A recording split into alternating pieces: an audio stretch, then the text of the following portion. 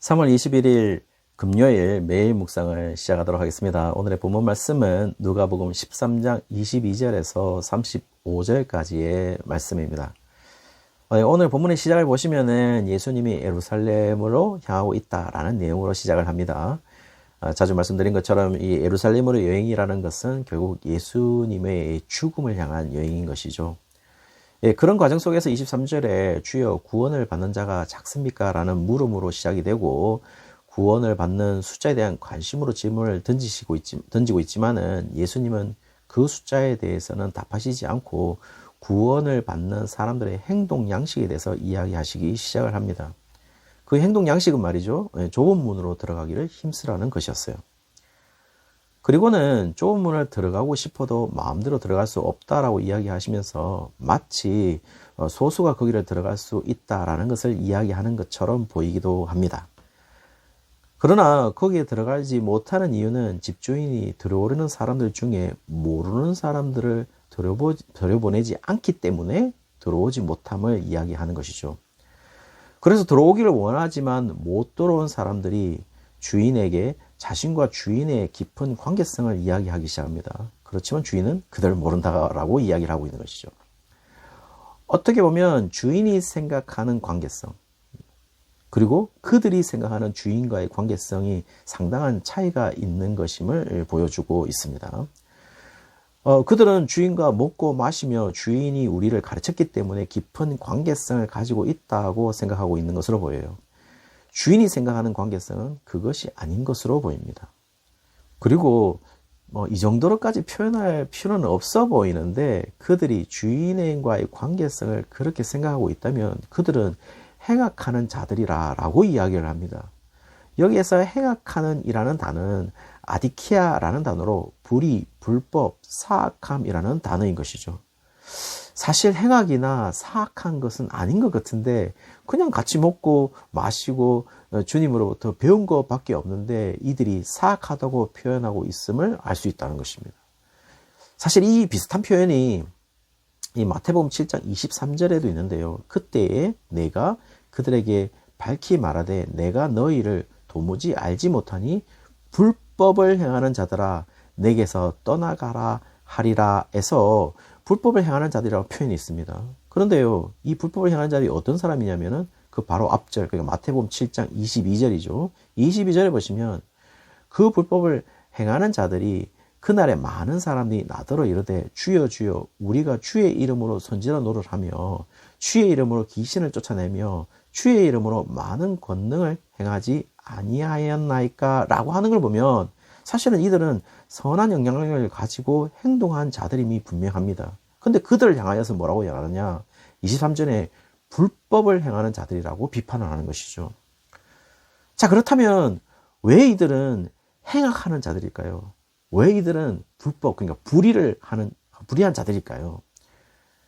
왜 예수님은 분명히 관계가 있는 자들인데 모르는 자들이라고 딱 잡아 떼시는 걸까요? 한 가지 이유밖에 없는 것으로 보여요. 특별히 이 사람들이 불의하다고, 이 사람들이 행악하다고 말하는 것은 결국 의롭지 못하다는 거잖아요. 서신약 성경에서 의라고 하는 것은 옳음입니다. righteousness입니다. 근데요, 신약 성경은 줄곧 이 의라는 것이 옳음이라는 것이 무엇이 옳은 것이냐라고 물을 때 예수님을 믿는 것이지 도덕적이거나 율법의 순종으로 의를 나타내는 것이 아님을 보여주고 있죠. 그렇다면 이들에게 있어서 믿음이 발견되지 않기 때문에 그들은 행악하는 자들이다, 불법을 행하는 자들이다 라고 보는 것으로 보입니다. 따라서 그들이 말하는 관계성과 예수님이 말하는 관계성은 분명 다른 것임을 얘기하고 있는 것이죠. 그래서 지금 그들은요, 아브라함, 이삭, 야곱과 모든 선지자가 있는 하나님 나라가 아닌 다른 곳에 있을 것임을 이야기하는 것으로 봐서는 하나님 나라의 조건은 오직 뭐죠? 예수님을 믿는 것인데, 예수님을 믿는 믿음으로 구원을 받는 것인데, 그들이 하나님 나라 밖에 있는 이유는 오직 한 가지 이유밖에 없다는 겁니다. 그 한 가지 이유는요, 예수님을 믿지 않은 것으로 보입니다. 그렇지만 나중에 예수님을 믿는 자들이 동서남북으로부터 올 것이고 나중된 자가 먼저 될 자가 있고 먼저 된 자로서 나중될 자도 있다라는 것은 이 유대인에게서 시작된 복음이 오히려 유대인들은 거부를 하고 이방인들이 구원을 받을 백성으로 포함되면서 순서가 바뀔 것을 말하고 있는 것처럼 보입니다. 사실 이 부분도 유대인들이 생각하는 옛날에 그 종말론적 순례의 전통이라고 해서 에스카탈로지컬 필그림이라고 해서 이 전통에 보시면은 이방인들도 구원에 있어서 포함되는 것이 이 전통인데요. 분명한 것은요, 유대인들이 먼저 시온산에 오르고 이방인들이 나중에 오른다는 분명한 순서를 가지고 있습니다. 그런데요, 예수님은 그런 순서에 대해서 나중에 바울은 우선권만 있을 뿐 구원의 순서에서 반드시 유대인들이 먼저라는 방식을 채택하고 있지 않다라는 것이죠. 지금 예수님은 유대인들이 가지고 있는 자신들의 구원의 방식, 즉 아브라함의 후손으로 선민이 되는 방식에 대해서 철저하게 거부하고 있음을 알 수가 있는 것입니다. 어쩌면 예수님은 인간이 생각하는 모든 구원의 방식을 거부하는 것으로 보입니다. 뒤에 이어지는 어떤 바리새인이 예수님에게 헤롯이 당신을 죽이려고 음모를 꾸미고 있다고 마치 이제 친구 같은 바리새인을 말해주고도 있습니다. 분명 누가복음의 저자의 특징은 가끔 바리새인들에 대해서 식사를 초대하거나 예수님의 목숨을 구해주려고 하는 선한 의도를 보여주기도 함을 이게 나타내 주고도 있거든요. 분명 여기에서도 같은 장면이라고 생각합니다. 물론 바리새인들을 부정적으로 무조건 해석하는 사람들은 그렇게 해석하지 않을 것입니다. 그렇지만 그런 해석들은 상당히 조심을 해야 되겠죠. 왜냐하면 우리는 사실 AD 1세기의 바리새인들을 평면적으로만 알고 있기 때문이죠. 어쨌든 여기에서 누가복음의 저자는 부정적으로 보여주고 있지는 않습니다. 특별히 바리새인들에 대해서요. 오로지 부정적으로 묘사되고 있는 사람은 헤롯일 가능성이 높습니다. 그러나 헤롯 안디바는 갈릴리와 베레아 분봉으로 지금 예수님은 이미 예루살렘 여행을 작정하고 있기 때문에 갈릴리로 돌아갈 일이 없습니다. 지금 본문 22절 시작에서 예수님은 여행 목적지를 예루살렘으로 이야기하고 있거든요. 그리고 예루살렘을 가는 목적과 뜻, 특별히 하나님의 계획은 분명히 있습니다. 그러나 지금 바리새인이 갈릴리로 가지 말고 다른 곳으로 피하라고 하는 것으로 예수님이 예루살렘으로 가는 것을 동정하는 것으로 해석하는 것은 잘못된 해석으로 보입니다.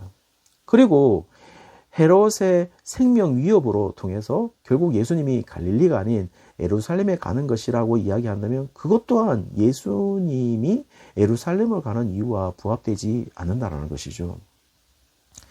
왜냐하면 친구 같은 바리새인이 헤롯으로부터 생명을 살리고자 예수님에게 피하라고 해서 갈릴리가 아닌 예루살렘으로 택하고 있다면 예수님은 사실 예루살렘으로 죽으러 가고 있다는 점에서 특별히 또 갈릴리의 분봉왕인 헤롯 안디바를 피하여 예루살렘으로 가는 것으로 보고 있다면 예수님은 사실 예루살렘으로 가는 목적은 죽으러 가고 있다는 점에서 친구 같은 바리새인이나 여우라고 부정적으로 표현되고 있는 이 헤롯과 예수님이 예루살렘으로 가는 목적에 대해서 무지한 것은 바리새인이나 헤롯이나 동일한 것으로 보입니다.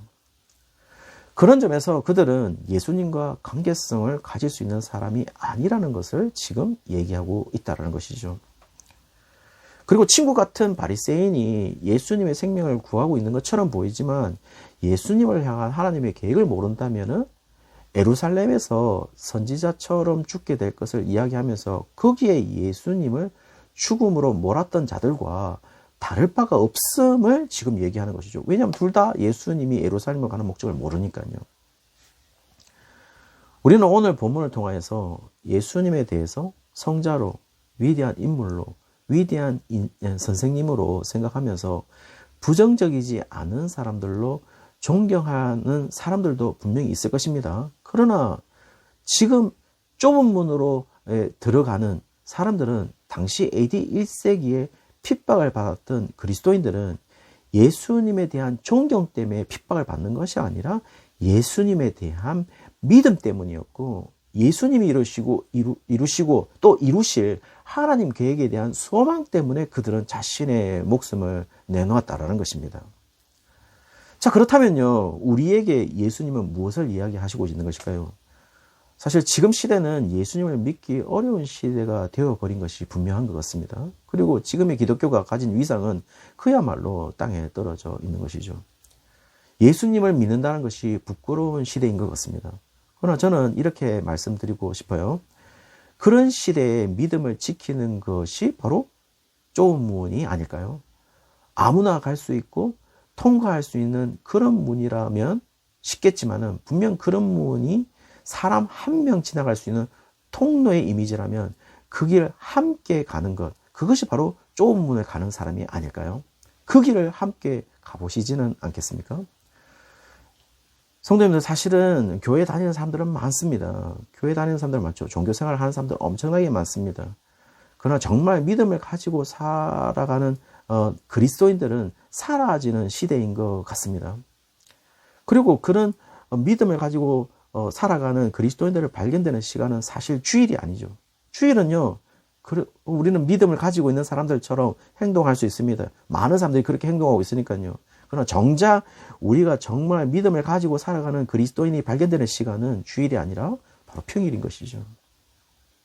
아무쪼록 오늘 하루가 주일날 발견되어졌던 그렇게 믿음을 가진 그런 사람이 평일날 그런 믿음이 발견되는 그런 사람으로 늘 좁은 문으로 이미 들어가 있는 성도들로서 삶을 살아내는 그런 성도님들 되시기를 주의 이름으로 축원합니다.